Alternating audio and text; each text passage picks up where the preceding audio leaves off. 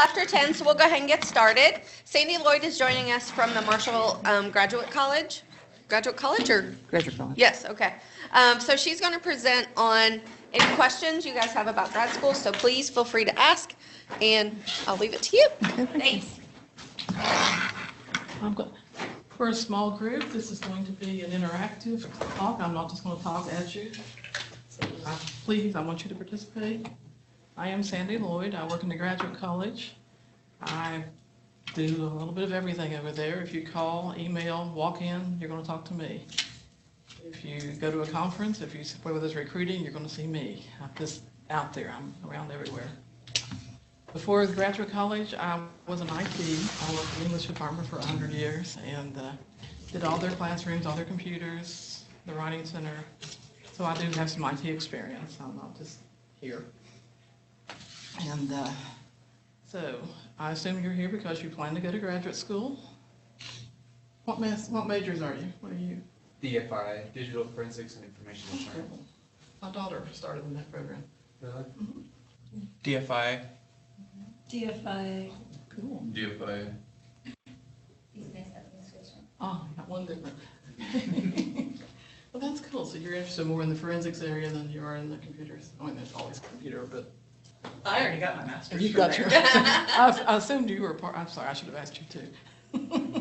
I went to Marshall grad. I thought you did. I enjoyed it. Are you in the certificate program for digital, or are you in the full master's? The undergraduate. Or you want to go into the digital, the certificate, or the? I don't think, is there, I don't think there is a certificate. There was a certificate.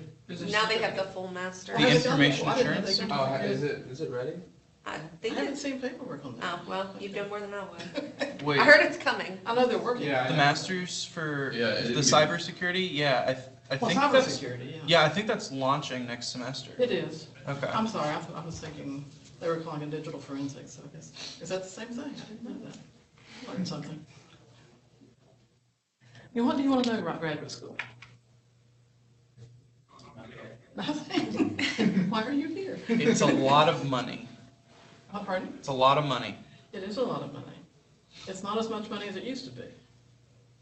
In the forensics area, it used to be under medical school, and you got slapped with something like a $900 fee each semester. They moved it to College of Science, so that fee's not there anymore. That helps a little bit. But really, something that did go down a little bit. So, Do you guys have any questions about how to apply or what the requirements are to get into grad school? financial aid, anything? I'm curious on the requirements, yeah. What kind of requirements are there to apply? Okay, it's just Marshall standard requirements. You need to So have. like the typical GPA. I looked at cybersecurity, I think it was 275. Yeah. And it doesn't look like they require GRE for that, which is nice. So depending on which, Depends on the program you're going into. Some of them now require GREs. A lot of them are getting away from that. Thank goodness. It's a lot of money for not really any payout. Digital forensics looks like it, and cybersecurity, it looks, from what I'm reading, looks like it's going to be the way to go in the future. There are going to be lots and lots of jobs. Everybody, with all the hacking going on, everybody needs to be able to secure their information. So this is an up-and-coming field. And you're in business. What do you want to do with the business? I want to graduate. Hmm? I want to graduate, so I'm just trying to change careers, I guess. Okay, what are you going to go into? Cybersecurity. Oh, so you're cybersecurity, okay. So basically you're all cybersecurity. Woohoo! so you have your undergraduate and already, so you've graduated and you're taking some core classes to get into cybersecurity? I'm just taking one class right now. Okay. So, I remember we talked before. right. Do any of you have any plans to be GAs or did you want to do anything like that?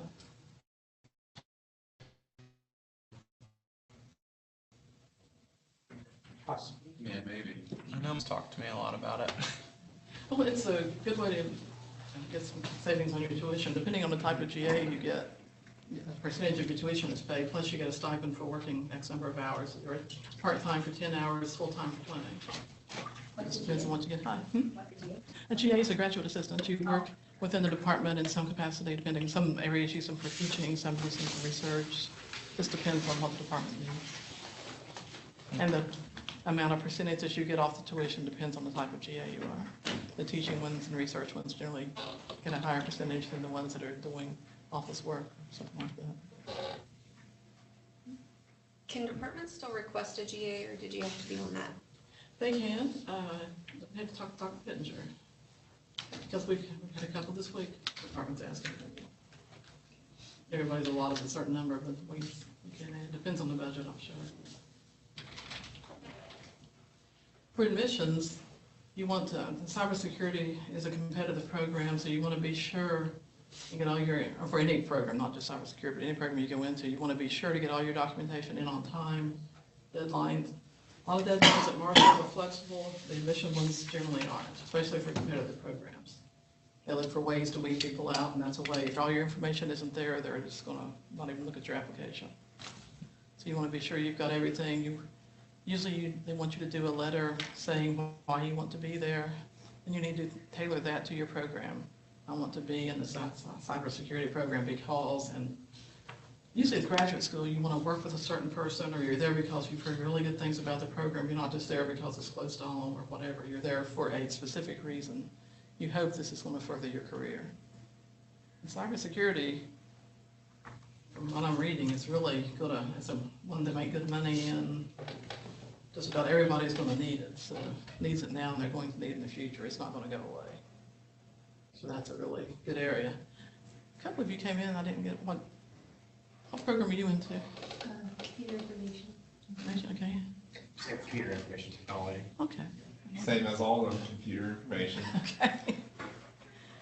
Well, that's really an excellent field to be in because it's only going to get better. And more people. My daughter works in security, in computers. She's in IT. She does computer testing. She tests for defects, things like that. She's in North Carolina, working for a company down there. But she likes it a lot, her field. She's gotten lots of good raises, got good benefits. Generally, this field is one where it's a good career move to make. What else do you want to know? Is financial aid available? Financial aid is available in loans. There are not grants available like there are for undergraduates, unfortunately. If you have promise and all that, they don't apply to graduate school. But there are loans available, and there are scholarships out there. If you go out and search the internet, there are all sorts of weird scholarships. There are scholarships for red-haired, left-handed people. Individuals do all sorts of really strange scholarships. So if you search, you might be able to find something. And then the GA ships are there. Now, our office does a small scholarship. We do a $750 towards a 3-hour course. You can get that once a year. It's a competitive scholarship. You have to have a FAFSA on file with financial aid, have a 3.5 graduate GPA, and be in a program that's supported. Some programs are not allowed. Social work's one that we can't offer help for it. So the computer programs we can.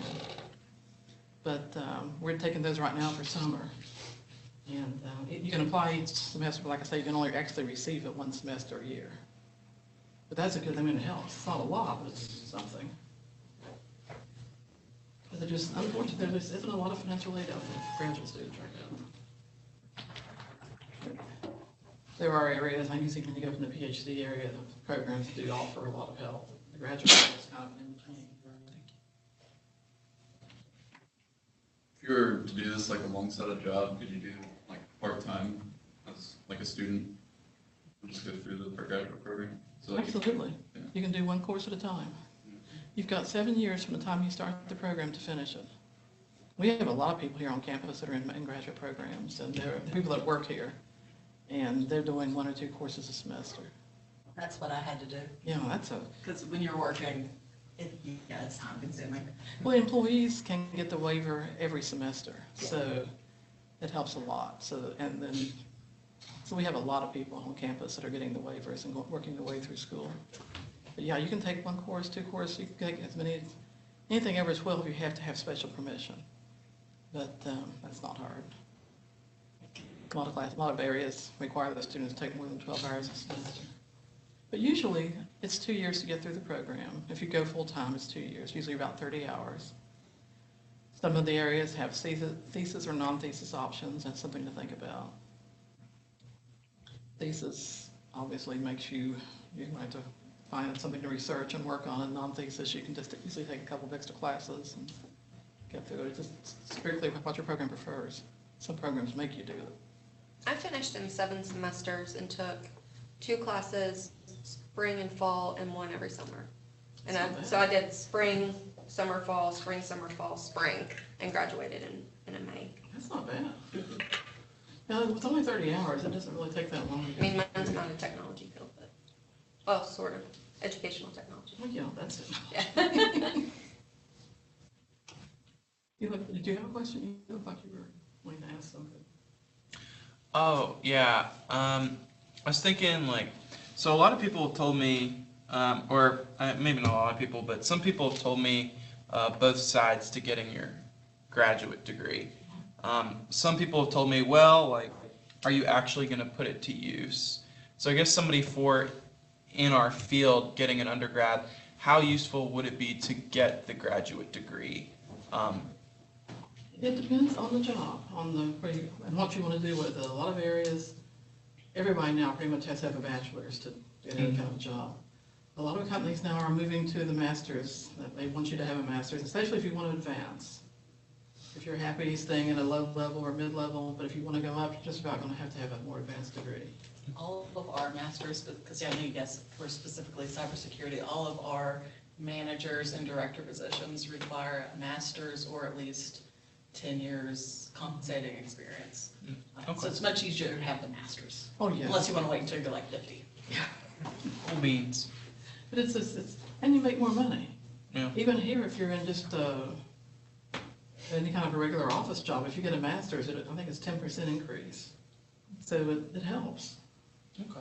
And now there is a cost involved. When we used to have a man that worked in financial aid that would come and do the financial aid presentations, and he always told students to think about it, to look at what you're actually going to spend and what you expect the difference in your earnings to be.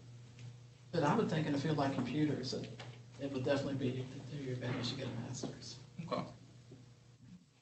Any questions on this side? Anything you want to know about, or?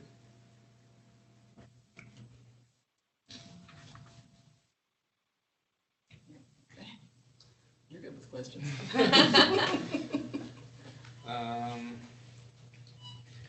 I'm trying to talk him into going, but I think he's heading to the job perspective. But I was talking to him earlier, and he said he was thinking about taking a year off, and I said, well, I took a year off and ended up taking 20 years off. Oh, wow. So, yeah, so it took me a while to go back, but I'm really glad I did. And it's such a different experience doing your master's than it is an undergraduate.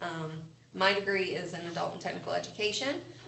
Once I taught a uni class, I decided I wanted to teach. And with me working in technology, that just seemed like a good fit, so. A lot of people do take some time off. I know nursing wants you to take a year off before you go into that program. They want you to go out and work a year and come back. But so, like she said, it's so easy once you take that year off to keep real life creeps in. You get married, you have kids, you get a Have job, bills. have bills, and you keep thinking, well, I'll do that next year. And then next year rolls around, 10 years rolls around, and you haven't done it. But we have a lot of non-traditional students in the graduate college. In fact, I would say most of them are. An awful lot of adults raise their children and then decide they want to come back and do something else, or they want to broaden their horizons. They've been in teaching, they've been doing just a job that they're not happy with, and they think, okay, I can do more with my life than this. So one question that I hear a lot is, well, my undergrad is in this, but I've changed my mind and now I want to go into something else. Is that an issue if you want to go into a different graduate program? It depends on the program. Sometimes you have to go back and pick up some prereqs. It just depends on the area. Some of them English you can usually just pretty much walk right into. But some of the more technical, the sciences, computers, things like that, there are certain core classes you've got to have. So you might have to go back for a semester or two and pick up some undergrad. And it's a good idea if you're going to do that to go in at the undergraduate level because you're going to pay less money. Then you apply for graduate school when you're really ready to go into the graduate school. But each graduate course costs more than undergraduate courses, so that's something to keep in mind. look into it and see what prereqs you're gonna have to have. Because some people are like, well, I'm interested in maybe doing technology in a health field. Do I need to go take some health classes to work in a hospital and do technology or something along those lines? Well, health informatics loves computer people. And I don't think you necessarily have to have the health background. It would be helpful if you did, but I don't think you have to. And I know they guarantee a good paying job for all of their graduates. Something to think about if you're interested in health and all. Oh, teaching. People who go into teaching as a graduate student who did not have undergraduate go into the MAT program, which is geared for people without a degree, without a teaching background. So you can do that. You can go into, it just, like I say, it just depends on the field you're going into. The cybersecurity, I would think definitely the computer background would be necessary. But it would depend on, there are so many different areas of computers, it's probably, again, you need to look at their programs and see what they require. Usually they say what the requirements are, what they expect you to have as an undergraduate. Any other questions? Are a lot of master's programs online anymore? They're getting that way, yes. More and more each year, where they're trying to make it, I think so pretty much everything is going to be online eventually. Right now, all of the adult and technical eds are on, the MBA is going on this year. Just different, all the education ones are online. So just more and more, and even the regular, in the classroom classes still have some online components with them. So it is the way that we're going, everyone wants online classes. That's again, you need to check semester to semester and see what's going on that year. And it depends on who's available to teach, what's out there. My degree is completely online. Yeah, that's one area that's, a lot of the Charleston programs are pretty much online. That's where the leadership studies. Yeah. All the education. So Bill, what kind of degrees do you have? Yeah, undergraduate degree. No, personally. What Personal degrees behind do the you degrees I have? have, oh, I have degrees in political science and journalism, which makes me perfectly qualified to do that. But I came from the old school hacker underground before there were degrees in these fields. Gotcha. But we are working on a DFIA graduate degree. Oh, yeah. That was the debate before, was when would that be available? It depends. There's some hoops and red tape. Well, we had a recent meeting where there is definitely presidential support. We have bandwidth problems. It's hard to find people to teach in our field because they're unicorns. Mm-hmm. They can make way more money teaching, working in industry than being in academia. And we're so hands-on, practitioner-based that it's hard to find somebody that has those hands-on skills. We really need somebody who's been in the field and in the trenches, as well as having the academic pedigree in order to teach us. So we're still trying hard to hire. We need to hire at least one person immediately. And if we roll out a master's program, we can't have adjuncts can't teach everything. Mm-mm. That's Yeah. Well, usually they're restricted in teaching lower level classes anyway. yeah. So, we just need to hire somebody, I think, before we actually, the attendant plan is done, it needs to be pushed a button, and we've never had bad bandwidth to do it, so that's the big. I knew I hadn't seen the documentation come through for that yet. Well, we haven't sent Okay. it. We've done it, we're just waiting to send it through, we've not done it yet, so. My goodness, that will take off like gangbusters. It's the other reason we need bandwidth, undergraduate and grad degree, it take a lot of time. That's what my daughter was wanting to get into, and she signed up for the certificate one because that was all that was available in digital. She didn't want to go into the science side of it. Yeah. I assume the digital won't have the science side as heavily as the. No, it's heavily, it'll be a lot like the undergraduate program, it'll be very practitioner-based and hands-on. That will be, when that one comes on, that's definitely going to be one to get into. Which is what you all are wanting, right? Most of you. Most of them. What about the CIT students? Are you looking at grad schools? Yeah, one in particular that I'm going into is the game design school, so. Peter? I mean, the only reason I've ever considered graduate school is just to simply make me more marketable. Like, I've never really had a strong desire to pursue a master's or anything like that, but like, it's all about, like, if the reward is worth it, I would consider it. It's the honest, if I haven't completely written it off, but it is something I've considered before. That's something you've got to weigh. You've got to weigh the cost, because the cost is considerable. Fortunately, it's only a couple-year program, so it's not horrendous, not like your medical school degree. But still, you've got to weigh how much more will I make a year. But in your area, it sounds like the potential for earnings really goes up with a master's. So you might want to look into it. Check with the employers and see what they're paying, what the difference in the pay is. Because that's where you'd really find out, is to see, okay, if I get a master's, will my salary go up? Can I move up in the field? Usually they want that now. Yeah. The whole field of cybersecurity, digital forensics, kids with MIS, CIT degrees, all of that is one of the fastest growing fields right now according to the Labor Statistics Board. So people are gradually making more money and more money. It's really easy to make 6 figures out of school in cybersecurity. And it seems to me that if you have an advanced degree, it's going to help. It's going to move you up higher in the food chain.